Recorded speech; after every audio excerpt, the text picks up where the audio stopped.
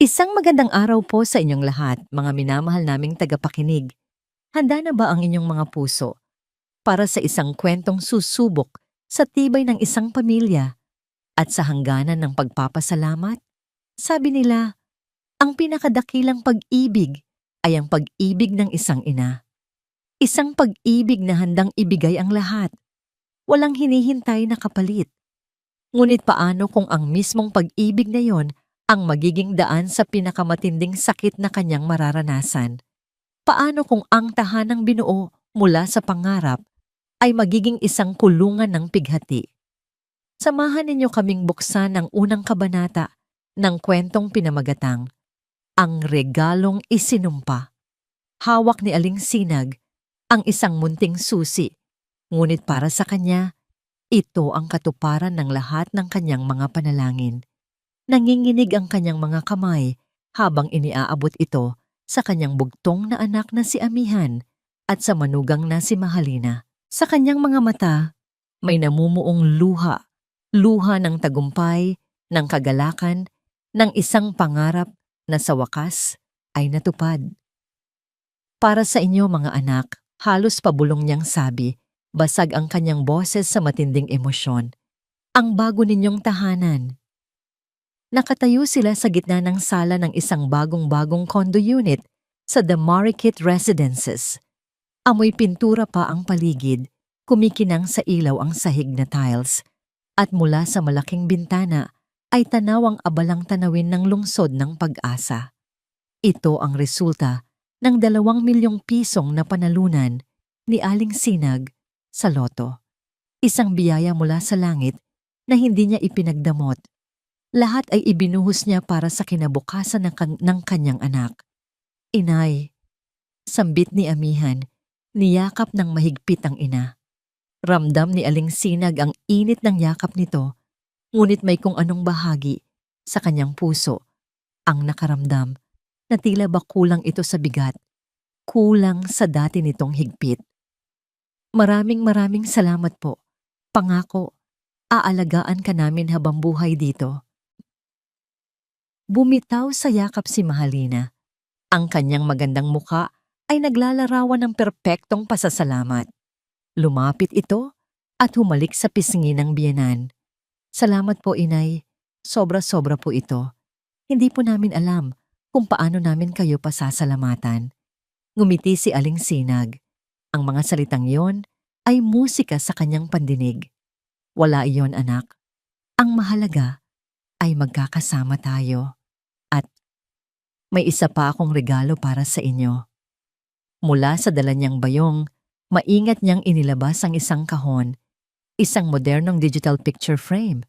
Para kapag nailagay na ninyo lahat ng litrato natin, kahit nasaan ako sa bahay, makikita ko ang masasayang alaala ng pamilya natin. Paliwanag niya, ang kanyang mga mata ay nagniningning sa pag-asa. Napakaganda naman po nito, inay. Tuwang-tuwang sabi ni Mahalina, tinatanggap ang regalo. Niyakap niyang muli ang biyenan. Isang yakap na tila mas mahigpit pa kaysa kanina. Ngunit sa isang saglit na paglingon nito, habang hawak ang kahon, sumulyap ang mga mata nito sa regalo na may bahid ng kalkulasyon, isang malamig na kislap na mabilis ding nawala. Hindi ito napansin ni Aling Sinag. Masyado siyang abala sa paglangoy sa dagat ng sarili niyang kaligayahan. Lumipas ang maghapon sa pag-aayos ng ilang mga gamit. Si Aling Sinag, sa kabila ng kanyang edad, ay abalang-abala sa pagpupunas at paglalagay ng mga gamit sa kusina. Ganoon naman talaga ang mga ina. Laging naghahanap ng maaaring gawin para sa kanilang mga anak. Gabi na nang matapos sila. Habang nagpupunas ng mesa si Aling Sinag, narinig niya ang mahinang pag-uusap ng mag-asawa mula sa kanilang silid, bahagyang nakaawang ang pinto. Hindi ba't sabi mo, magkakaroon tayo ng sarili nating espasyo, Amihan? Boses yon ni Mahalina, may himig ng pagtatampo. Paano tayo makakakilos ng malaya kung palagi siyang nandito? Mahal, kaunting pasensya lang, sagot ni Amihan. Ang boses ay naglalambing ngunit walang kapangyarihan. Bigyan natin siya ng oras para masanay. Utang natin sa kanya ang lahat ng ito. Isang buntong hininga ang naririnig ni Aling Sinag mula kay Mahalina. Pagkatapos ay katahimikan. Napahinto siya sa pagpupunas. Ang basahan ay nanatiling nasa kanyang kamay. Ang munting usapan na yon ay tila isang patak ng lason sa kanyang masayang puso. Ipinagsawalang bahala na lamang niya ito. Marahil ay naninibago lang ang kanyang manugang. Nang biglang, ang katahimikan ng gabi ay binasag ng pagring ng cellphone ni Mahalina. Nakita ni Aling Sinag ang pagbabago sa mukha ng kanyang manugang. Ang matamis na ngiti ay biglang naglaho, napalitan ng pag-aalala. "Excuse me po," mabilis nitong sabi at nagmamadaling pumasok sa banyo. Isinasara ang pinto sa likuran niya. Mula sa kinatatayuan niya, kahit hindi malinaw, narinig ni Aling Sinag ang naginginig na boses ni Mahalina. Puno ng pagmamadali at takot. "Sinabi ko nang bigyan mo pa ako ng oras." Para kay Amihan, ang mga unang araw sa The Marikit Residences ay dapat sana'y isang panaginip. Ngunit sa bawat paglipas ng araw, ang panaginip ay unti-unting nagkakaroon ng mga bitak, mga lamat na pilit niyang hindi pinapansin. Sa umaga, pinipilit niyang maging tulay sa pagitan ng kanyang ina at asawa. Sa gabi, siya naman ang nagiging pader na sumasalo sa mga hinaing at reklamo ni Mahalina. "Mahal, kailangan na nating palitan ang mga ito," sabi ni Mahalina isang hapon habang nakaturo sa isang maliit na baul na gawa sa nara. Ito ang baul na pinaglagyan ng mga damit pambinyag ni Amihan, ang kanyang mga unang medalya sa eskwela at mga lumang litrato. Pamana pa ito ng lola niya sa kanyang ina. Nakita ni Amihan ang isang malaking itim na garbage bag sa tabi nito. Nasa loob na ang mga lumang kurtina ni Aling Sinag at ang paborito nitong tsinelas na luma na pero komportable pa raw sa paa. "Teka mahal, wag mo na yan. Mahalaga yan kay inay," mahinang sabi ni Amihan. Sinusubukang pigilan ng asawa. Humarap si Mahalina sa kanya. Ang mukha ay hindi galit, kundi puno ng pag-unawa na tila ba kinukumbinsin niya ang isang bata. "I know, mahal. Pero tignan mo, hindi na siya bumabagay sa design ng kondo. It's just clutter. Kailangan natin ng fresh start. Itong lugar, dapat maging salamin ng ating pamilya." May kung anong kirot na naramdaman si Amihan. Hindi ba't parte ng pamilya si inay? Gusto niyang isatinig ang tanong, ngunit natikom ang kanyang bibig nang makita ang determinasyon sa mga mata ni Mahalina. Maya-maya, dumating si Aling Sinag mula sa palengke. Nakita niya ang baul na nasa labas na ng pinto. "Anak, bakit nandyan yan?" tanong nito. "Ay inay, sabi ko po kay Amihan, ipapalinis natin. Puno na po yata ng alikabok." Mabilis na sagot ni Mahalina, kasabay ng isang matamis na ngiti. "Ipasok mo na uli, mahal. Baka magasgasan." Walang nagawa si Amihan, kundi sundin ang utos ng asawa. Habang binubuhat pabalik ang baul, naramdaman niya ang bigat nito. Hindi lang bigat ng kahoy, kundi bigat ng kasinungalingan. Ang tensyon ay pinakamatindi tuwing hapunan. Isang gabi, nagluto si Aling Sinag ng paboritong sinigang ni Amihan, maasim at maraming gabi. Ito ang luto na kinalakihan niya. Ngunit alam niyang ayaw ni Mahalina sa malapot na sabaw. Ang buong hapunan ay nabalot ng katahimikan. Ang tanging maririnig lang ay ang tunog ng mga kutsara at tinidor na tumatama sa plato. Sinubukan ni Amihan na magsimula ng usapan. "Kamusta ang araw mo, mahal?" "Okay lang," tipid na sagot ni Mahalina. Hindi man lang nag-aangat ng tingin mula sa kanyang pagkain. "Inay, masarap po ang luto ninyo," sabi naman ni Amihan, lumingon sa ina. "Salamat anak, ginawa ko yan para sa'yo," sagot ni Aling Sinag. May ngiti sa labi, ngunit bakas sa kanyang mga mata ang pag-aalala. Nang gabing iyon, sa loob ng kanilang kwarto, sumabog si Mahalina. Hindi sa paraan ng pagsigaw, kundi sa paraan na mas tumatagos sa puso ni Amihan, ang pag-iyak. Hindi ko na kaya, Amihan. Humihikbi niyang sabi, nakaupo sa gilid ng kama. Pakiramdam ko bisita lang ako sa sarili kong bahay. Hindi ako makapagluto ng gusto ko. Hindi ko maayos ang bahay sa paraang gusto ko. Palagi na lang may nakabantay, palagi na lang may nasasabi. Ako ang asawa mo, pero parang mas may karapatan pa siya kaysa sa akin. Niyakap siya ni Amihan. Bawat patak ng luha ni Mahalina ay parang asidong tumutunaw sa kanyang katatagan. Shh! Hindi totoo yan, mahal. Totoo yon, giit niya. Hindi mo lang nakikita kasi nanay mo siya. Pero ako, nararamdaman ko. Para akong nakatira sa bahay ng biyanan ko, hindi sa sarili nating tahanan. Kinabukasan, dala ang bigat ng mga salita ni Mahalina. Sinubukan ni Amihan na kausapin ang ina.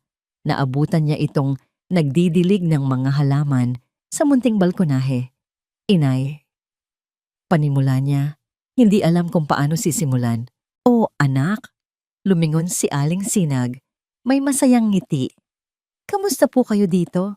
Masaya po ba kayo?" Iyon lang ang lumabas sa bibig niya. "Oo naman anak, sobrang saya ko," sagot ng ina. Ang mga mata ay kumikinang. "Basta't kasama ko kayo, masaya ako. Wala na akong mahihiling pa." Ang sinseridad sa boses ng ina ang pumigil sa anumang sasabihin pa ni Amihan.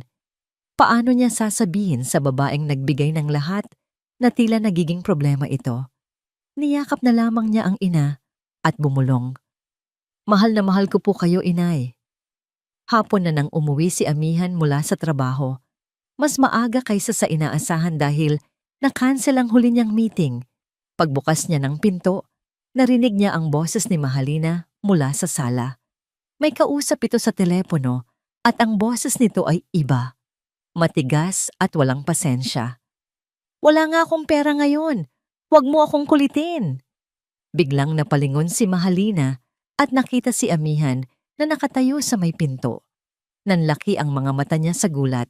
Sa isang iglap, ibinaba niya ang telepono. Ang tigas sa kanyang mukha ay agad napalitan ng isang matamis na ngiti. Ngunit huli na ang lahat. Nakita ni Amihan ang panandaliang pagpapanik sa mga mata nito. "Mahal, ang aga mo yata?" Masayang bati nito, lumalapit para humalik. "Sino yung kausap mo?" tanong ni Amihan.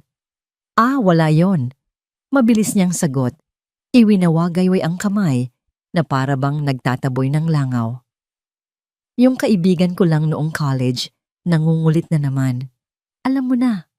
Nangungutang. Tumangulang si Amihan, pero ang eksena ay nanatili sa kanyang isipan. Ang biglaang pagbabago sa boses at ang takot sa mga mata ng kanyang asawa. May isang bagay na hindi tama. Ang gabi ay nagsimula sa isang hindi pangkaraniwang katahimikan. Si Amihan ay hindi pa umuwi mula sa trabaho at si Aling Sinag ay nag-iisang nanonood ng telebisyon sa sala. Si Mahalina naman ay kanina pa nasa loob ng kwarto, may kausap sa telepono. Isang katahimikan na mabigat, na tila may paparating na bagyo. Nang bumukas ang pinto ng kwarto, ang mukha ni Mahalina ay balot ng isang kakaibang tensyon.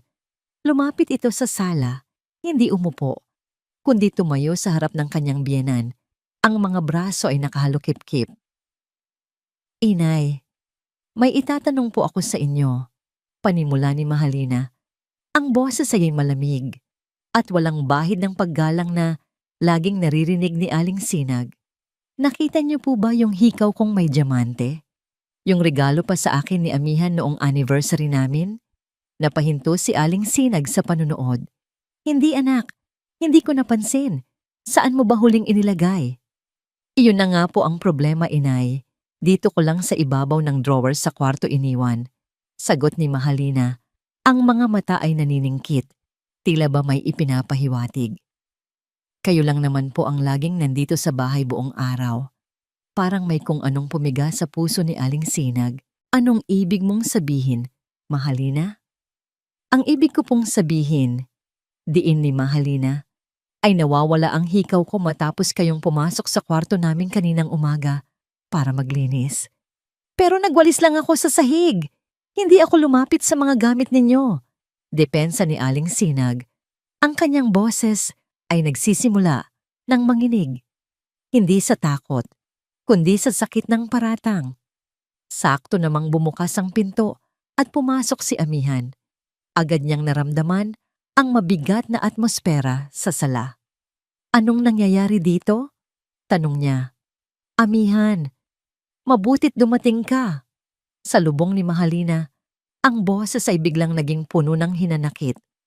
Nawawala ang anniversary gift mo sa akin at ang nanay mo, siya lang ang tao dito buong araw. Napatingin si Amihan sa kanyang ina na ngayon ay nakatayo na rin, ang mukha ay namumutla. Inay, hindi totoo yan anak. Alam ninyo pareho na hinding-hindi ko magagawa yan. Umiiyak na sabi ni Aling Sinag. Ang paratang ay mas masakit pa sa sampal. Ngunit si Mahalina ay hindi pa tapos. Ang isyu ng hikaw ay naging mitya lamang para sa isang mas malaking apoy. Ito na nga ba ang sinasabi ko, Amihan? Palaging ganito. Hindi lang ito tungkol sa hikaw. Ito ay tungkol sa pagkontrol niya sa buhay natin. Sigaw ni Mahalina. Ang kanyang magandang mukha ay nag-iba na ng anyo dahil sa galit. Ayaw niya sa luto ko. Pinapakialaman niya ang pag-aayos ko ng bahay. At ngayon, pati ba naman gamit ko, nawawala. Hindi na ako makahinga sa sarili kong pamamahay. Bawat salita ay isang punyal na tumatarak sa dibdib ni Aling Sinag. Tumingin siya sa kanyang anak. Ang kanyang mga mata ay nagmamakaawa. Humihingi ng tulong, ng proteksyon. Amihan, anak, magsalita ka. Sabihin mo sa kanya na hindi totoo yan. Ngunit si Amihan ay nakatungo lang. Ang mga kamao ay nakakuyom sa kanyang tagiliran, ngunit ang bibig ay nananatiling tikom. Ang kanyang katahimikan ang pinakamatinding dagok na natanggap ni Aling Sinag sa buong buhay niya. Mas masakit pa sa libu-libong sigaw ni Mahalina. Nakita ni Mahalina ang kanyang tagumpay. Kita mo, Amihan, hindi na ito pwede. Kailangan nating mamili. Ang pamilya ba natin o siya? Naglakad si Mahalina patungo sa maliit na aparador kung saan nakalagay ang iilang damit ni Aling Sinag. Mabilis niyang inilabas ang mga ito at isinilid sa isang lumang bag. Anong ginagawa mo? Nanginginig na tanong ni Aling Sinag. Inaalis ko ang problema. Pasigaw na sagot ni Mahalina. Dala-dala ang bag, lumakad siya patungo sa pinto at walang awang inihagis ito sa labas. Kasabay nito ang biglang pagbuhos ng malakas na ulan. Mahalina, huwag! Sa wakas ay nagsalita si Amihan, ngunit huli na at ang boses niya ay walang lakas. Hinarap ni Mahalina si Aling Sinag, ang mga mata ay nag-aapoy. Labas! Lumabas ka sa pamamahay ko. Pamamahay mo? Hindi makapaniwalang ulit ni Aling Sinag. Ang mga luha ay malayang dumadaloy sa kanyang pisngi. Ako ang bumili ng bahay na to. Dugot, pawis at lahat ng pangarap ko ang ipinuhunan ko dito.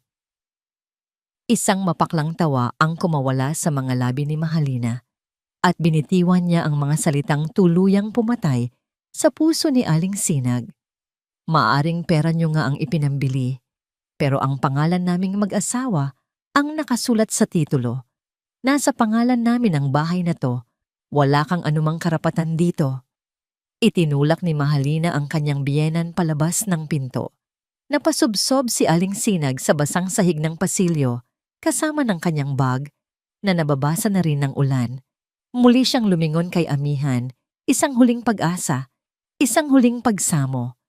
Ngunit ang nakita lang niya ay ang likod ng kanyang anak na dahan-dahang tumatalikod. Isang malakas na kalabog ang narinig niya. Ang pinto ng kanyang pangarap, ng kanyang tahanan, ay isinara sa kanyang harapan. At doon, sa gitna ng rumaragasang ulan, gumuho ang mundo ni Aling Sinag. Hindi alam ni Aling Sinag kung paano siya nakarating sa tapat ng gate ng bahay ni Elsa. ang kanyang matalik na kaibigan at kumare. Ang alam lang niya ay naglakad siya ng walang direksyon sa ilalim ng malakas na ulan. Ang bawat patak ay tila nakikisabay sa walang tigil na agos ng luha sa kanyang mga mata. Ang kanyang damit ay basang-basa. Ang kanyang katawan ay nanginginig sa ginaw, ngunit wala siyang maramdaman. Manhid ang kanyang balat, manhid ang kanyang puso. Nang sa wakas ay nagkaroon siya ng lakas upang kumatok, ang pinto ay agad na bumukas. Ang masayang mukha ni Elsa ay biglang napalitan ng pagkabigla at pag-aalala nang makita ang kahabag-habag na kalagayan ng kaibigan. Diyos ko, Sinag! Anong nangyari sa'yo? Bulalas ni Elsa, agad siyang inalalayan papasok. Halika dito, basang-basa ka. Sa loob ng bahay sa ilalim ng mainit na ilaw at sa yakap ng kanyang kaibigan, doon tuluyang bumigay si Aling Sinag. Humagulgol siya ng walang tigil. Isang palahaw na naglalaman ng lahat ng sakit, ng lahat ng hinagpis, ng lahat ng tanong na walang kasagutan. Matapos siyang bihisan ni Elsa ng tuyong damit at painumin ng mainit na kape, dahan-dahang inilahad ni Aling Sinag ang buong pangyayari. Bawat salita ay nanginginig, bawat alaala ay isang muling paglaslas sa kanyang sugatan ng puso. Ikinuwento niya ang tungkol sa hikaw, sa mga sigaw ni Mahalina, sa panunulak nito palabas ng pinto, at ang pinakamasakit sa lahat, ang katahimikan at pagtalikod ng kanyang sariling anak. Hindi ko maintindihan, Elsa, sabi niya. Ang boses ay paos na sa kaiiyak. Ibinigay ko ang lahat, ang perang iyon, para sa kanila, para sa kinabukasan nila. Bakit? Bakit nila nagawa sa akin to? Niyakap siya ni Elsa. Walang salitang makakapagpagaan sa ganoong kabigat na pasanin, kaya hinayaan na lamang niya ang kaibigan na ilabas ang lahat ng sakit. Kinabukasan, ang pisikal na panlalamig ay napalitan ng isang malalim na kalungkutan. Umupo si Aling Sinag sa isang sulok ng sala ni Elsa. Yakap-yakap ang isang maliit na album ng mga litrato na nagkataong nasa loob ng kanyang bag.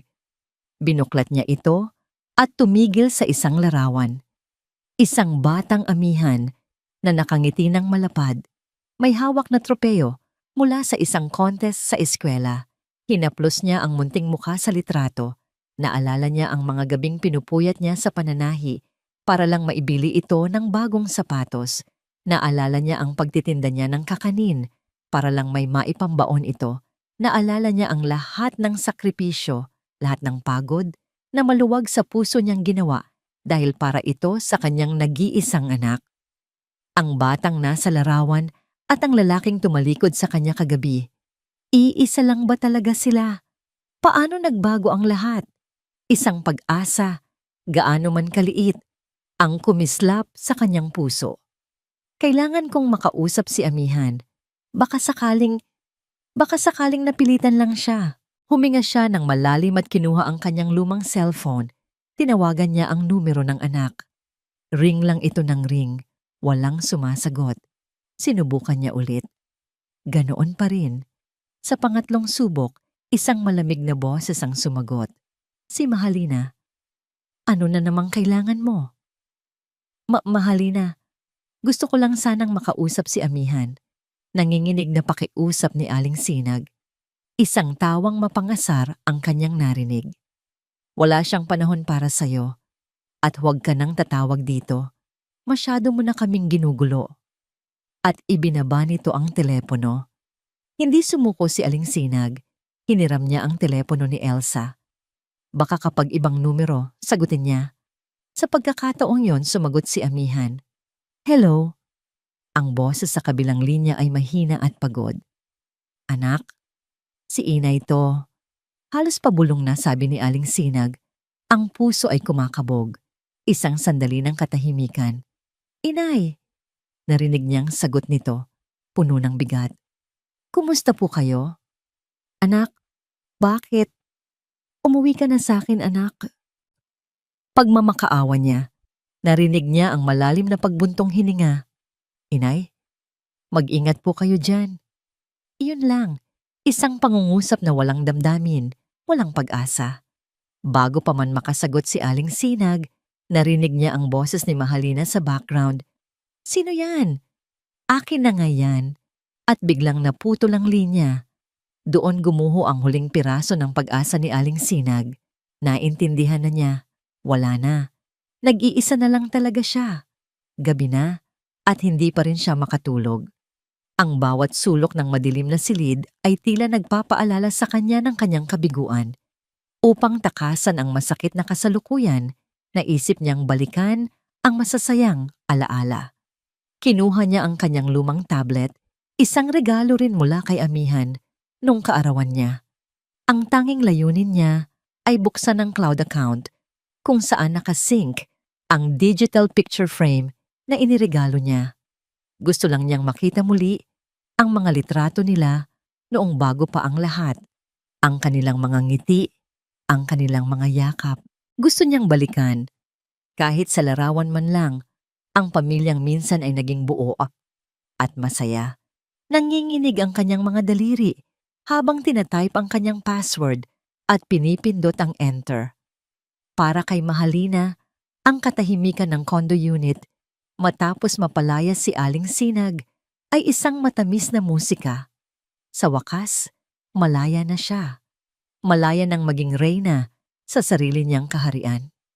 Ang unang araw pa lang, sinimulan na niyang burahin ang lahat ng bakas ng kanyang biyenan. Ang mga lumang kurtina ay pinalitan ng mga mamahaling blinds. Ang mga porselasang palamuti na alaga ni Aling Sinag ay isinilid niya sa isang kahon at itinapon sa basurahan. Ang baul na pamana pa ng lola ni Amihan ay ipinababa niya sa bodega ng building. Ang buong unit ay binago niya. Mas moderno, mas minimalist, mas malamig. Ito na ang kanyang teritoryo. "Mas maganda, hindi ba, mahal?" tanong niya kay Amihan isang gabi habang nakatayo sila sa gitna ng binagong sala. Tumangulang si Amihan. Sa mga nakalipas na araw, naging anino na lamang ito sa loob ng bahay. Papasok sa trabaho ng maaga, uuwi ng gabi na. Bihira ng magsalita. Alam ni Mahalina na nasasaktan ito, ngunit para sa kanya, isa lang itong maliit na sakripisyo para sa mas malaking gantimpala. Malalampasan din nito iyon. Sa huli, siya pa rin ang pipiliin ng asawa niya. Siya naman palagi. At ngayong wala na ang bantay, mas malaya na siyang gawin ang pinakatatago niyang sikreto. Isang hapon, habang nasa trabaho si Amihan, isang lalaki ang pumasok sa kanilang unit. Matangkad, maganda ang katawan, at mayabang ang dating. Si Carlo. "Wow, so this is the palace," sabi ni Carlo. Inililibot ang paningin sa buong lugar. "Not bad. Sulit pala ang pagiging ahas mo." Hinalikan siya ni Mahalina nang may pananabik. "Lahat ng ito para sa atin." Naupo sila sa bagong sofa na katatapos lang i-deliver. Tumawa sila. Nag-inuman ng alak. At walang pakundangang kinutya ang babaeng nagbigay sa kanila ng lahat ng luho na kanilang tinatamasa. "Kumusta na kaya yung matanda?" tanong ni Carlo habang hinahaplos ang buhok ni Mahalina. "Hayaan mo siya," sagot ni Mahalina. Isinasandal ang ulo sa dibdib ng lalaki. "She deserves it. Siguro nasa lansangan na yon. Ngayon, namamalimos." Humalakhak siya. Isang tawang walang bahid ng konsensya. Nagpatuloy sila sa kanilang paglalambingan.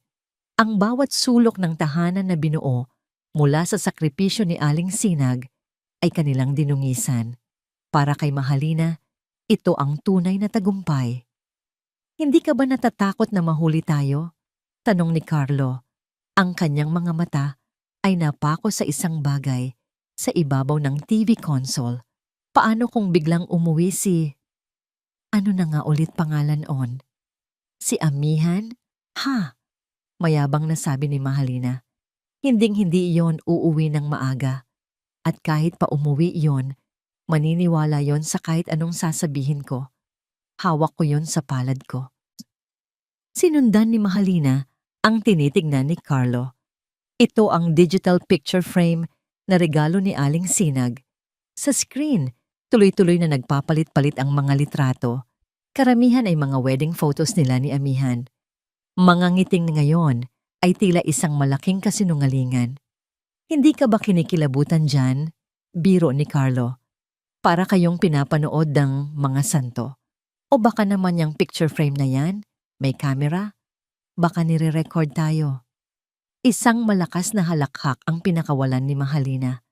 Ang ideya ay katawa-tawa para sa kanya. Sira ulo ka talaga.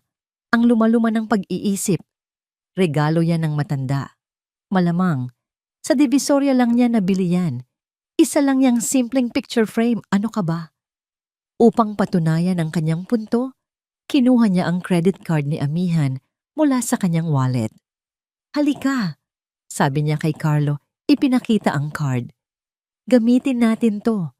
Manood tayo ng sine, mag-shopping tayo. Deserve ko to. Deserve natin to. Tumayo sila, nag-aayos para umalis. Bago sila lumabas ng pinto, muling sumulyap si Mahalina sa picture frame. Sa screen, ang nakangiting mukha ni Amihan at ang sarili niyang mukha nung araw ng kanilang kasal.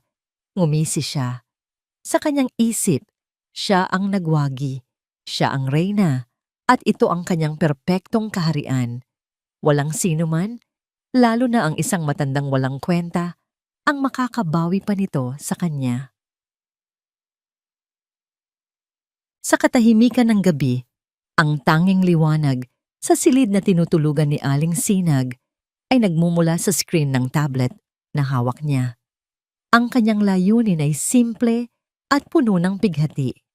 Ang hanapin ang mga masasayang alaala sa mga litratong nakaimbak sa cloud. Gusto niyang balikan ang mga ngiti, ang mga yakap, ang mga panahong buo pa, ang kanyang pamilya. Bago pa man ito winasak ng isang gabing puno ng kasinungalingan. Nang mabuksan niya ang kanyang account, bumungad sa kanya ang mga folder ng litrato na maayos na nakapangalan. Binyag ni Amihan, graduation day, kasal. Ngunit sa ilalim ng mga ito, may isang folder na kakaiba ang pangalan. Isang pangalang hindi siya pamilyar. Cloud Recordings. Napakunot ang kanyang noo. Ano kaya ito? Naisip niya. Dahil sa pag-aakalang baka mga video ito ng kasal o ng kung anong lumang okasyon na automatikong na-save, pinindot niya ito ng walang pag-aalinlangan. Bumungad sa kanya ang isang listahan ng mga video files. Bawat isa ay may petsa at oras. Ang pinakabagong file ay may petsa ng araw ding iyon. Dahil sa kuryosidad, pinindot niya ang play. Nagsimulang umikot ang loading icon. At pagkatapos ng ilang segundo, isang imahe ang lumitaw. Ito ang sala ng kanyang kondo. Ang sala na ipinundar niya mula sa kanyang mga pangarap. Ngunit ang mga taong naroon, nakita niya si Mahalina, nakaupo sa bagong sofa, masayang nakikipaghalikan sa isang lalaking hindi niya kilala. Sa isang iglap, tila huminto ang paghinga ni Aling Sinag. Ang kanyang puso ay nagsimulang tumibok ng sobrang bilis na parang gusto nitong kumawala sa kanyang dibdib. Nagsimulang manginig ang kanyang mga kamay. Nabitawan niya ang tablet. Bumagsak ito sa malambot na kama. Ngunit ang video ay patuloy pa ring umaandar. Ang bawat halakhak at ungol na nagmumula sa munting speaker ng tablet ay parang mga pako na ibinabaon sa kanyang tainga. Hindi siya makagalaw. Ang kanyang mga mata ay nananatiling nakatitig sa screen. Isang hindi makapaniwalang saksi sa paglapastangan sa kanyang tahanan, sa kanyang pamilya, sa kanyang pagmamahal. Sa video, narinig niyang nagsalita ang lalaki. Kumusta na kaya yung matanda? Isang tawang mapang-asar ang isinagot ni Mahalina. Hayaan mo siya. She deserves it. Siguro nasa lansangan na yon ngayon, namamalimos. Kasunod ng mga salitang yon, ang isa pang halakhak. At pagkatapos, ang mga salitang tuluyan ng pumatay sa anumang natitirang pag-asa sa puso ni Aling Sinag. Hindi ka ba natatakot na mahuli tayo ni Amihan? Tanong ng lalaki. Si Amihan? Ha? Mayabang na sagot ni Mahalina. Maniniwala yon sa kahit anong sasabihin ko. Hawak ko yon sa palad ko. Doon, tila may kung anong pumutok sa loob ni Aling Sinag. Ang matinding sakit ay biglang napalitan ng isang bagay na mas malamig, mas matigas. Ang kanyang mga luha ay biglang tumigil sa pag-agos. Dahan-dahan, pinilit niyang gumalaw. Nanginginig pa rin ang kanyang mga kamay, hindi na sa gulat, kundi sa galit na nagsisimulang umakyat mula sa kanyang sikmura. Kinuha niya muli ang tablet. Hindi niya pinatay ang video. Sa halip nag-scroll back siya sa listahan ng mga recordings. Ang kanyang mga daliri ay tila may sariling isip. Nag-click sa mga video mula sa mga nakaraang araw. Nakita niya ang lahat. Nakita niya ang video kung saan ibinabato ni Mahalina ang kanyang mga lumang gamit. Narinig niya ang mga masasakit na salita nito tungkol sa kanyang pagiging pabigat. Napanood niya ang mga lihim na tawag ni Mahalina sa telepono, ang mga pag-uusap nila ni Carlo tungkol sa pera at mga utang. At ang pinakamasakit sa lahat, nahanap niya ang recording ng mismong gabi kung kailan siya pinalayas. Napanood niya ang sarili niyang nagmamakaawa. Nakita niya ang pagtalikod ni Amihan, ngunit sa video, may hindi siya nakita noong gabing iyon. Pagkatapos isara ang pinto, niyakap ni Mahalina si Amihan at bumulong, "Tama lang yan, mahal. Para sa atin to." Tapos na ang pag-iyak. Tapos na ang pagiging biktima. Ang babaeng nakatingin sa screen ay hindi na ang kahabag-habag na si Aling Sinag na pinalayas sa sariling pamamahay. Ang sakit ay naroon pa rin, humihiwa. Ngunit nabalutan na ito ng isang bagong damdamin, determination. Isa-isa niyang pinanood ang mga video hanggang sa huli. Ang bawat isa ay ebidensya. Ang bawat isa ay isang piraso ng katotohanan. Ang digital picture frame, ang regalo na simbolo ng kanyang pag-asa para sa isang masayang pamilya, ay naging isang tahimik na saksi sa lahat ng kasinungalingan. Nang matapos ang huling video, dahan-dahan niyang isinara ang tablet. Ang kanyang mukha sa dilim ay tila isang maskara ng bato. Ang kanyang mga mata, na kanina lang ay puno ng luha at kalungkutan, ay nagbago. May apoy na ngayon sa mga ito. Isang apoy na hindi mapapatay ng kahit anong ulan. Hindi ito paghihiganti. Ito ay para sa hustisya. Kinabukasan, ibang Aling Sinag ang gumising. Wala na ang bakas ng pamumugto sa kanyang mga mata. Ang balikat na dating luy-loy dahil sa bigat ng kalungkutan ay ngayon ay tuwid. Nagtimpla siya ng kape, hindi dahil sa pamilyar na ritual, kundi para patalasin ang kanyang isip. Naabutan siya ni Elsa sa kusina, tahimik na nakaupo sa tapat ng bintana. "Sinenginag, ayos ka lang ba?" Nag-aalalang tanong ng kaibigan. "Hindi ka na umiiyak?" Lumingon si Aling Sinag at sa unang pagkakataon, sa loob ng maraming araw, isang maliit ngunit matatag na ngiti ang sumilay sa kanyang mga labi. "Mas ayos pa ako kaysa kahapon, Elsa." Tapos na ang pag-iyak. Hindi na nagtanong pa si Elsa. Nakita niya ang pagbabago sa aura ng kaibigan. Isang katahimikan na may kasamang bigat. Isang determinasyon na hindi niya pa nakikita dati. Sa buong umaga, ginugol ni Aling Sinag ang oras sa harap ng luma niyang laptop gamit ang tulong ng anak ni Elsa na marunong sa teknolohiya. Maingat niyang kinopya ang lahat ng video files mula sa cloud papunta sa isang maliit na USB flash drive. Bawat click ng mouse ay isang hakbang palayo sa pagiging biktima. Bawat natatapos na file transfer ay isang piraso ng katotohanang inilalagay niya sa kanyang palad. Nang matapos, itinago niya ang USB sa loob ng kanyang pitaka na para bang ito ang pinakamahalagang kayamanan sa mundo. "Elsa," sabi niya sa kaibigan, "kailangan ko ng tulong mo. Kailangan ko ng abogado." Dinala siya ni Elsa sa isang maliit na law office sa kabilang bayan. Hindi ito magarbo, ngunit malinis at kagalang-galang. Ang pangalan sa pinto ay Romero Law Office. Sa loob, Isang lalaking nasa edad 40, si Attorney Romero, ang sumalubong sa kanila. Magandang hapon po. Maupo po kayo. Ano po ang maipaglilingkod ko sa inyo, Ginang? Reyes po. Sinag Reyes, sagot ni Aling Sinag.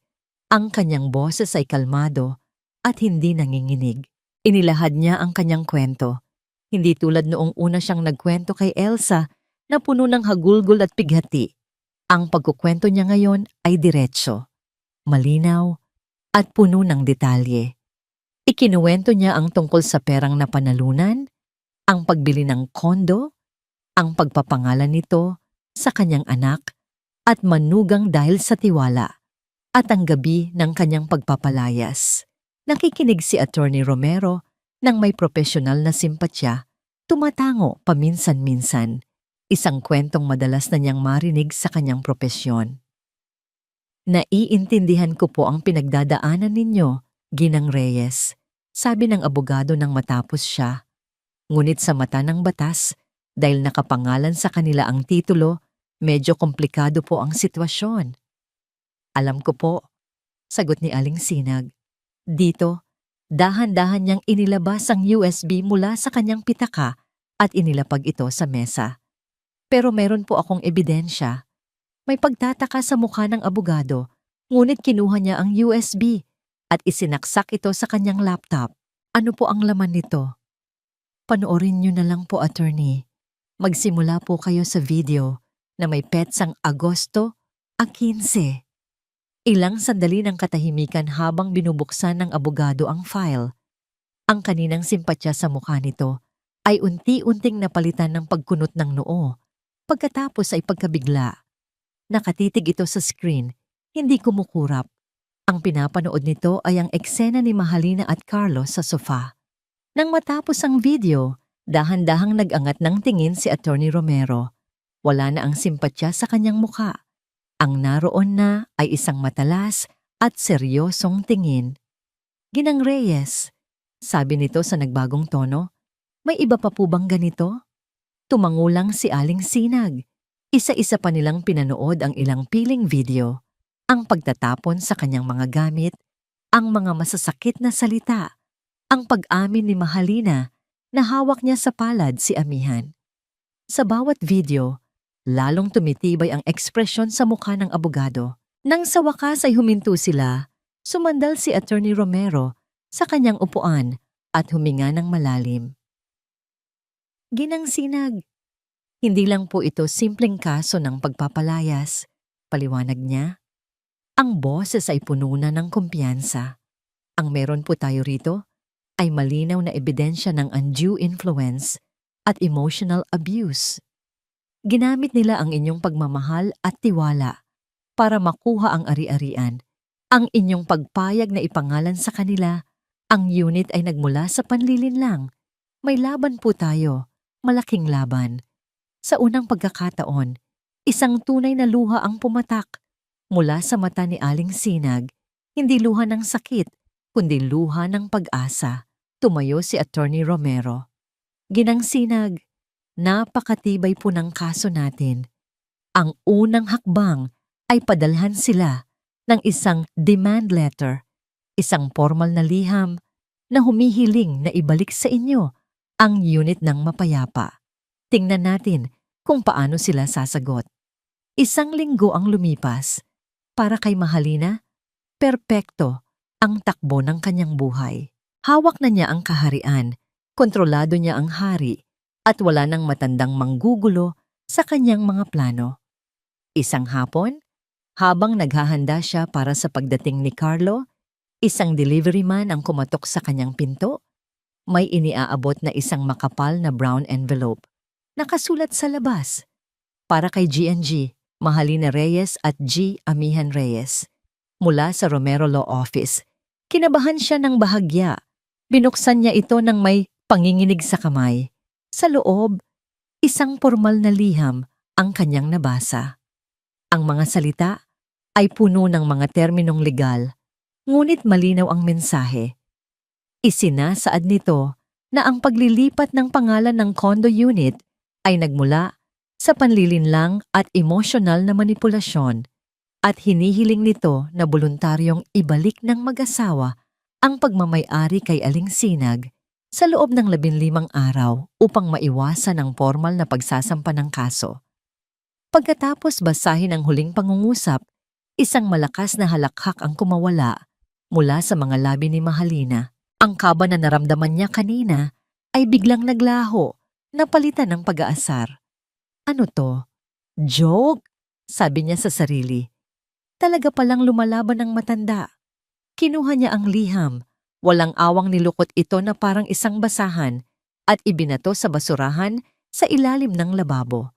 Isa itong desperadong hakbang, isang pagbabanta na walang anumang kapangyarihan. Paano magkakaroon ng ebidensya ang isang matandang walang alam sa teknolohiya at walang pera? Ang batas ay nasa panig niya. Ang titulo ay nasa pangalan niya. Nang dumating si Amihan, ng gabing iyon, hindi niya ito binanggit. Ngunit ang galit sa kanyang dibdib ay kailangan niyang mailabas. Habang kumakain sila, kinuha niya ang telepono ni Amihan na nakapatong sa mesa. Anong ginagawa mo? Tanong ng asawa. Tatawagan ko lang ang nanay mo. May sasabihin lang ako.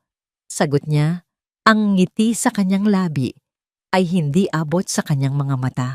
Idinial niya ang numero na alam niyang ginagamit ni Aling Sinag. Nang may sumagot, hindi na niya ito pinagsalita pa. Nakikinig ka bang matanda ka? Simula niya ang boses ay puno ng lason. Nakuha ko na ang sulat mo. Akala mo ba matatakot mo ako? Sa korte? Sige, subukan mo. Tingnan natin kung sino ang mapapahiya sa huli. Baka gusto mong isumbong din kita ng paninirang puri? Tigil-tigilan mo na kami kung ayaw mong pagsisihan ang lahat ng ito. Ibinaba niya ang telepono nang may ngiti ng tagumpay. Mahal, anong sulat? Naguguluhang tanong ni Amihan. Humarap sa kanya si Mahalina. Ang mukha ay biglang nag-anyong biktima, puno ng hinanakit. Ang nanay mo, mahal, nagpadala ng sulat mula sa abogado. Gusto niyang bawiin ang kondo. Tinatakot niya tayo. Gusto niya tayong perahan. Hindi pa ba sapat na pinalayas natin siya? Gusto pa talaga niya tayong sirain. Nakita niya ang gulat at sakit sa mukha ni Amihan. Muli, naniwala ito sa kanya. Muli, gumana ang kanyang pag-arte. Hayaan mo na, mahal. Ako na ang bahala dito, sabi niya. Hinahaplos ang braso ng asawa. Lumipas ang mga araw at wala silang anumang ginawa. Binaliwala nila ang liham. Para kay Mahalina, tapos na ang usapan. Makalipas ang 2 linggo, isa na namang sobre ang dumating. Galing pa rin ito sa Romero Law Office. Ngunit sa pagkakataong ito, iba na ang laman. Hindi na ito isang simpleng liham. Isa na itong formal na summons, isang kautusan mula sa korte na nag-aatas sa kanilang dumalo sa isang preliminary conference para sa posibleng pag-aayos ng kaso. Binasa ito ni Mahalina. Sa pagkakataong ito, hindi na siya tumawa. May kung anong malamig na gumapang sa kanyang likuran, ngunit mabilis niya itong iwinaksi. Talagang tinuluyan niya. Bulong niya sa sarili. Ngumisi siya. Sige. Kung ito ang gusto niya, ibibigay niya. Sa korte, ang ebidensya ang maghahari at ang tanging ebidensya na mayroon siya, ang titulo ng lupa, ay nasa kanyang mga kamay. Itinabi niya ang sobre sa ibabaw ng mesa. Haharapin niya ito. At pagkatapos nitong lahat, sisiguraduhin niyang wala nang babalikan pa ang matandang iyon. Kahit katiting na abo ng kanilang relasyon. Ang hangin sa loob ng conference room ng Romero Law Office ay malamig at artipisyal, parang hangin sa loob ng isang morgue. Sa bawat pag-ikot ng segundero ng relo sa pader, nararamdaman ni Amihan ang paghigpit ng buhol sa kanyang sikmura. Ito ang unang pagkakataon na makikita niyang muli ang kanyang ina mula noong gabing iyon. Isang gabing pilit niyang binubura sa kanyang isipan, ngunit patuloy na bumabalik sa kanyang mga panaginip. Hawak ni Mahalina ang kanyang kamay, mahigpit, ngunit ang haplos nito ay hindi pampakalma, kundi tila isang paalala kung kanino siya dapat pumanig. Ang asawa niya ay kalmado, puno ng kumpiyansa, nakasuot ng isang eleganteng bestida na tila pupunta sa isang party at hindi sa isang legal na pagpupulong. Sa tabi nila ay ang kanilang abogado, isang makisig na lalaki na puno rin ng pagtitiwala. Nang bumukas ang pinto, tila huminto ang paghinga ni Amihan. Pumasok si Attorney Romero at kasunod nito ang kanyang ina. Napatitig si Amihan, namayat si inay. Ang dating bilugang pisngi nito ay bahagyang humpak at ang mga braso nito ay tila mas lumiit. Ngunit ang kanyang mga mata, mayroon itong bigat at tatag na ngayon lang niya nakita. Hindi ito ang mga mata ng isang biktimang nagmamakaawa. Ito ang mga mata ng isang mandirigmang handa ng lumaban. Umupo si Aling Sinag sa kabilang dulo ng mahabang mesa, hindi man lang siya tinitignan. Ang pagwawalang bahala na yon ay mas masakit pa kaysa sa isang sampal. Nagsimula ang pagpupulong. Ang abogado ni Mahalina ang unang nagsalita. Ang boses ay malakas at puno ng awtoridad. Your Honor, for the record, my clients, Mr. and Mrs. Reyes, are the legal and rightful owners of the property in question. We have here a clean title under their names. This complaint is baseless and is nothing more than harassment. Kalmado lang na nakikinig si Attorney Romero. Nang ito na ang nagsalita, ang boses nito ay mahinahon ngunit may bigat. Hindi po namin kinu-question kung kaninong pangalan ang nasa titulo. Ang kinu-question po namin ay kung paano napunta ang pangalan nila doon. Ang kliyente ko pong si Ginang Sinag Reyes, pagpapatuloy nito, ay nilinlang, ginamit ng kabilang panig ang kanyang pagmamahal bilang isang ina upang makuha ang kanyang ari-arian. Mayroon po kaming matibay na batayan para sabihing may naganap na undue influence at emotional abuse. Isang mapaklang tawa ang kumawala kay Mahalina, sapat na para marinig ng lahat sa silid.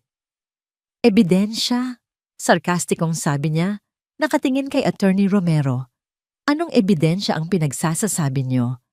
Ang mga salita ng isang ulyanin na matanda na nag-iimbento ng kwento? Hindi natinag si Attorney Romero. Tumingin ito kay Aling Sinag na tumangulang ng marahan. Sa hudyat na yon, tumayo ang abogado. Mula sa kanyang briefcase, kinuha niya ang isang pamilyar na bagay, ang maliit na USB flash drive. Naglakad siya patungo sa malaking flat-screen TV na nakasabit sa pader ng conference room. Naramdaman ni Amihan ang biglaang paglamig ng kamay ni Mahalina na nakahawak sa kanya. Isinaksak ni Attorney Romero ang USB sa port ng TV. Kinuha niya ang remote at binuksan ang screen. Bumungad sa lahat ang isang computer folder na naglalaman ng maraming video files. Humarap si Attorney Romero sa kanilang lahat. Ang muka ay seryoso at walang emosyon. Dahil mukhang kailangan ninyo ng mas matibay na patunay kaysa sa salita ng isang ina. Bumaling siya pabalik sa screen. Ang kanyang daliri ay nasa play button na ng remote. Kung ganoon, magsimula tayo sa unang video. Kuha ito noong Agosto 15. Ang nangisi sa mga labi ni Mahalina ay unti-unting naglaho, napalitan ng malamig na pagkalito at isang takot na nagsisimula nang gumapang sa kanyang mga mata. Pinindot ni Attorney Romero ang play. Sa isang iglap, ang malaking screen sa harapan nilang lahat ay nagliwanag. Ang unang imahe ay pamilyar kay Amihan.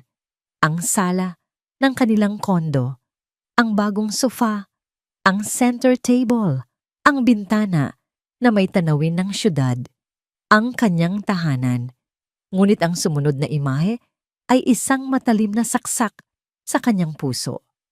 Pumasok sa kuha si Mahalina, nakangiti, at kasunod nito ang isang lalaking hindi niya kilala. At doon, sa mismong sofa, kung saan sila magkatabing nanonood ng TV tuwing gabi, sa harap mismo ng digital frame na regalo ng kanyang ina, walang pakundangang naghalikan ang dalawa. Tila nabasag ang pandinig ni Amihan. Ang mahinang tunog mula sa speaker ng TV.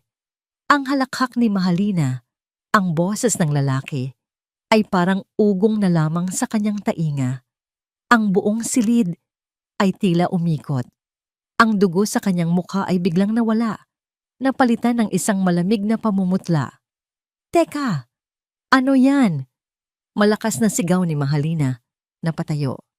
That's fake! Edited. Yan. Hindi totoo yan. Napatingin ang abogado ni Mahalina sa kanyang kliyente. Ang mukha ay puno ng pagkabigla, ngunit walang sino man ang nakikinig sa kanya. Ang lahat ng mata, lalo na ang kay Amihan, ay nakapako sa screen. Napahigpit ang kuyom niya sa kanyang mga kamay sa ilalim ng mesa. Ang mga kuko niya'y bumaon sa sarili niyang palad. Tumingin siya sa kanyang ina.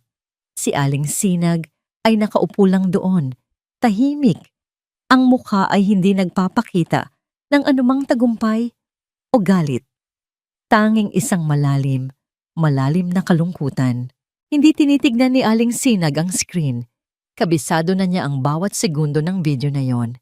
Ang sakit ay naramdaman na niya, nilasap na niya, iniyakan na niya sa maraming gabi. Ang pinapanood niya ngayon ay ang kanyang anak.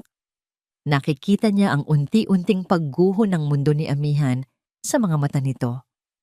Ang pagkalito, ang pagtanggi, ang dahan-dahang pagtanggap sa isang katotohanang masakit pa sa kamatayan.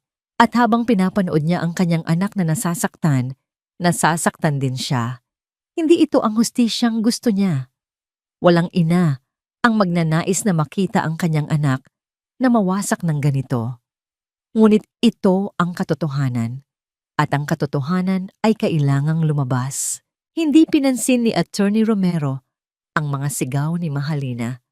Kalmado niyang pinindot ang next sa remote. Isa na namang video ang umandar. Sa pagkakataong ito, si Mahalina lang ang nasa screen, may kausap sa telepono. Ano ba? Huwag mo akong kulitin sa utang na yan, sigaw nito.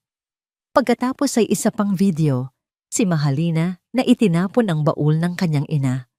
At ang sumunod, si Mahalina nakausap ang kaibigan sa telepono, tumatawa.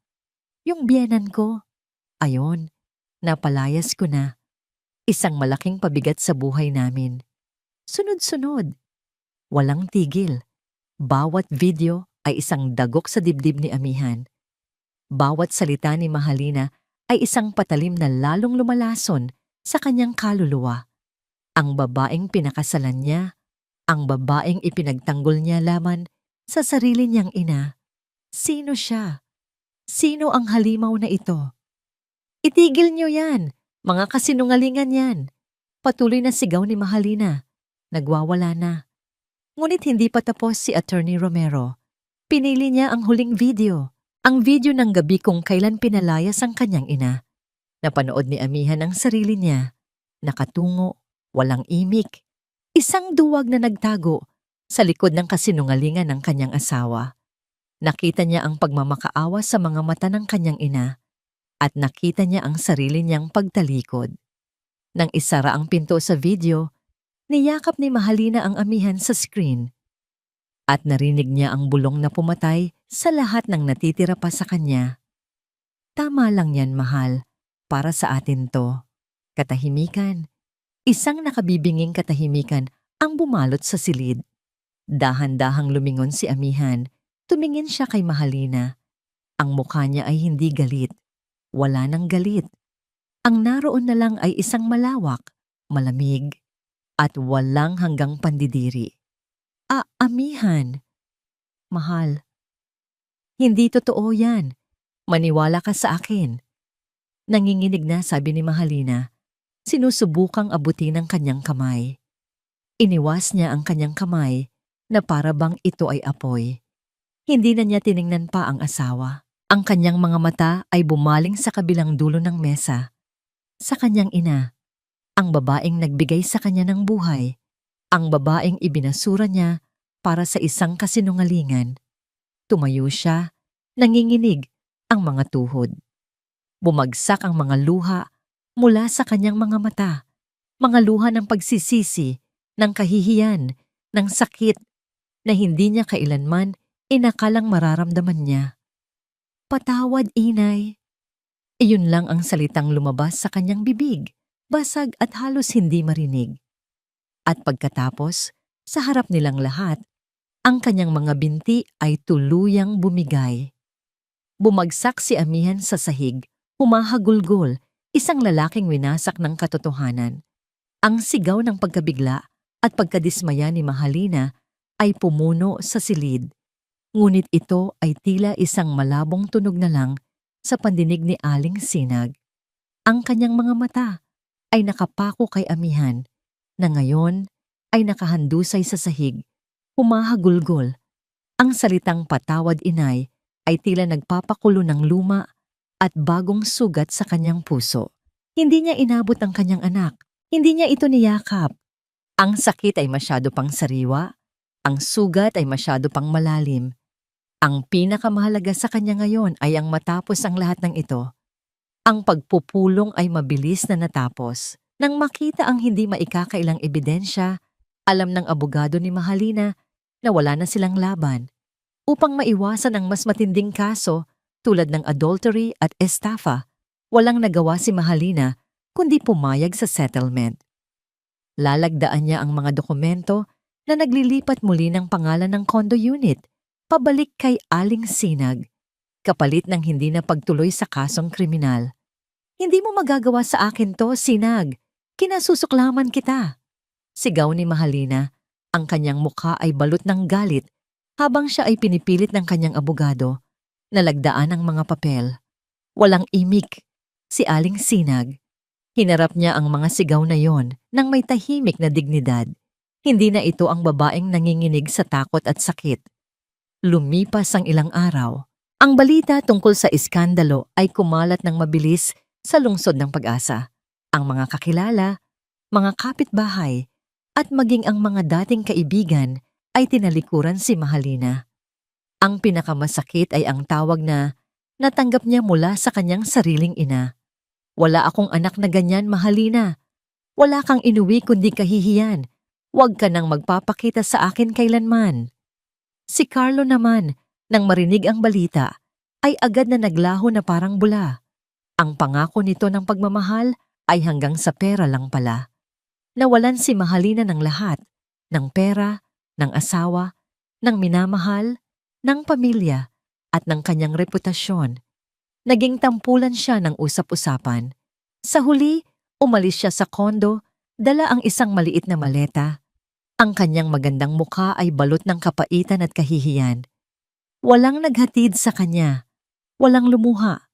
Para naman kay amihan, ang pagkabigla at pagsisisi ay malalim. Ang pagbagsak niya sa conference room ay simula pa lang ng kanyang pagdurusa. Sa sumunod na araw, kinailangan niyang mag-file ng annulment para sa kanyang kasal. Ang iskandalo ay kumalat din sa kanyang pinagtatrabahuhan dahil sa masamang publisidad at sa epekto nito sa imahe ng kumpanya. Kinailangan siyang sibakin sa trabaho.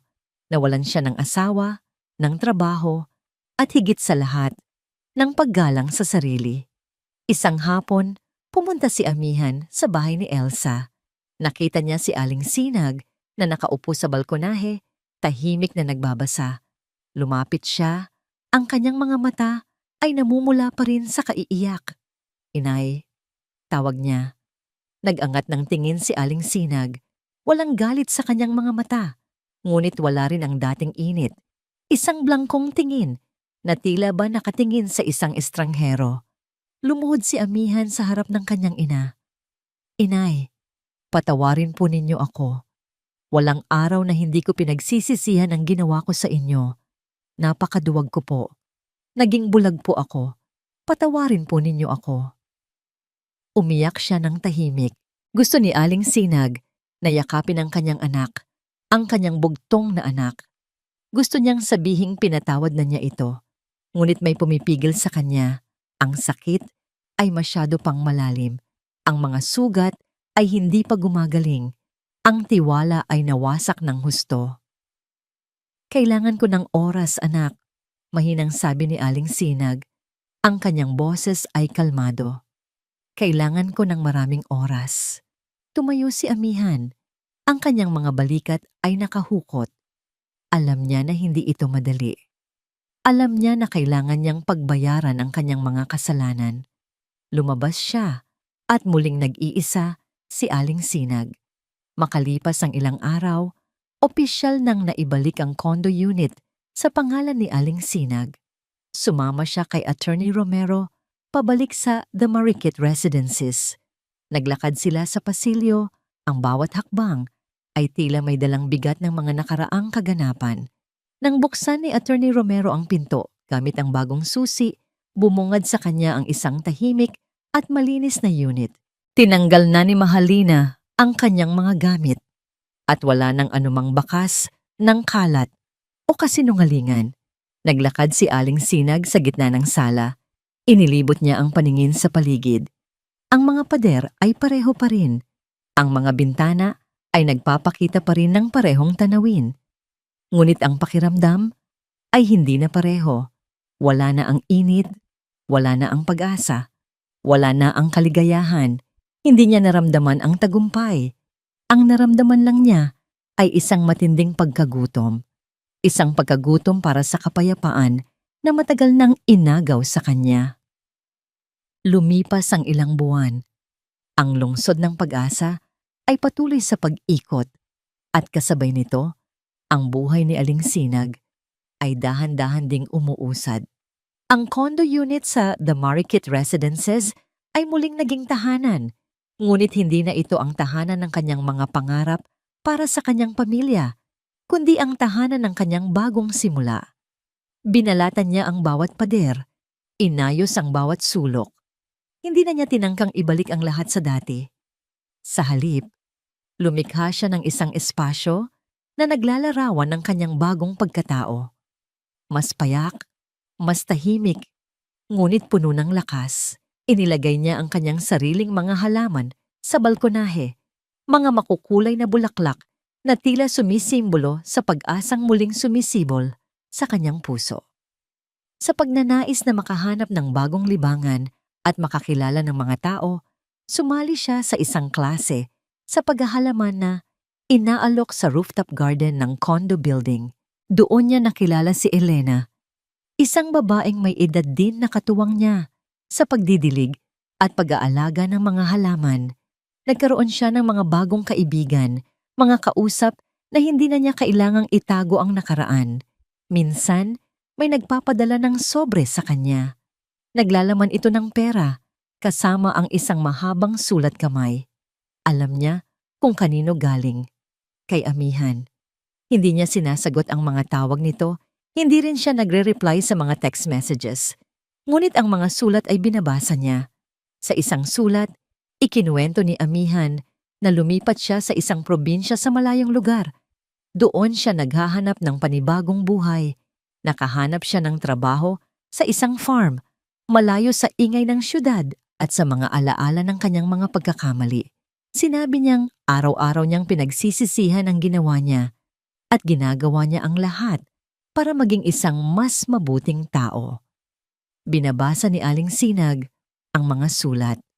Ang mga luha ay bumabasa sa papel, ngunit hindi na ito luha ng pighati. Luha ito ng pag-unawa. Ngunit hindi pa rin siya sumasagot. Ang pagpapatawad ay isang mahabang proseso at kailangan niya ng sarili niyang panahon para maghilom. Isang hapon, habang nag-aayos siya ng mga lumang gamit sa isang kahon, nakita niya ang digital picture frame.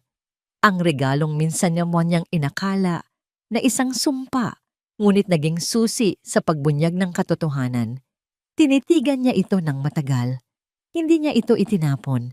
Hindi rin niya ito ibinalik sa pagkakabit. Sa halip, inilagay niya ito nang maingat sa pinakailalim ng kahon, sa gitna ng mga litrato ni Amihan nung bata pa ito. Hindi na niya kailangang tingnan araw-araw ang nakaraan, ngunit hindi rin niya ito binubura. Ito ay bahagi ng kanyang kwento. Lumabas si Aling Sinag sa balkonahe. Ang araw ay unti-unting lumulubog sa lungsod ng pag-asa. Ang orange at pink na kulay ng kalangitan ay nagbigay ng isang mapayapang tanawin. Ngumiti siya. Isang tunay, malayang ngiti. Sa wakas, naramdaman niya ang kapayapaan. Ang lakas na hinahanap niya ay hindi niya nahanap sa paghihiganti, kundi sa pagbawi ng kanyang sarili, ng kanyang dignidad. Walang sino man ang makakakuha ng kapayapaan sa kanyang puso. Ang kanyang paglalakbay ay hindi pa tapos. Ito ay simula pa lang ng isang bagong kabanata. Biglang may kumatok sa pinto. Nag-angat ng kilay si Aling Sinag. Sino kaya yan? Naisip niya. Wala siyang inaasahang bisita. Dahan-dahan siyang naglakad patungo sa pinto. Ang puso ay kalmado, ngunit may bahagyang kuryosidad. Huminga siya ng malalim at dahan-dahang binuksan ang pinto. At dito, nagtatapos ang kwento ni Aling Sinag. Isang kwentong puno ng pagsubok, pagdurusa, ngunit sa huli ay pagbangon at paghahanap ng tunay na kapayapaan. Sa inyong lahat, mga minamahal naming taga-subaybay, maraming salamat po sa paglalaan ng inyong oras at sa pagsubaybay sa bawat yugto ng buhay ni Aling Sinag. Bilang inyong manunulat, malalim po ang naging paglalakbay ko sa pagbuo ng kwentong ito. Bawat pahina, bawat eksena, bawat emosyon ay pinag-isipan at pinagsumikapan kong bigyan ng buhay upang makarating sa inyong mga puso. Hindi po naging madali ang isulat ang mga sakit at pagtataksil na dinanas ng ating bida. Ngunit sa bawat hamon, laging nakasentro ang mensahe na anuman ang hirap, mayroong lakas sa pagtatanggol ng sariling dignidad. At sa huli, ang paghilom ay posible. Ang kwentong ito ay isang salamin ng maraming karanasan sa buhay. Tungkol ito sa pag-ibig na nagbibigay, sa pagtataksil na sumusugat, sa pagpapatawad na mahirap ibigay, at sa pag-asa na laging nananatili. Naway nagbigay ito sa inyo ng inspirasyon upang pahalagahan ang mga taong tunay na nagmamahal at maging matatag sa harap ng mga pagsubok. Sana ay nakita ninyo na ang tunay na kapayapaan ay hindi matatagpuan sa paghihiganti, kundi sa pagtanggap ng katotohanan at sa pagpili na magpatuloy na may bagong lakas at pananaw. Inaasahan namin na ang kwentong ito ay nag-iwan ng marka sa inyong mga puso at isipan. Gusto po naming marinig ang inyong mga naiisip at nararamdaman. Huwag po kayong mag-atubiling ibahagi ang inyong mga komento sa ibaba dahil bawat isang tugon ninyo ay mahalaga at nagsisilbing inspirasyon para sa aming mga susunod pang likha. Maraming salamat po muli sa inyong suporta at pagmamahal hanggang sa susunod na kwento ng buhay at pag-ibig.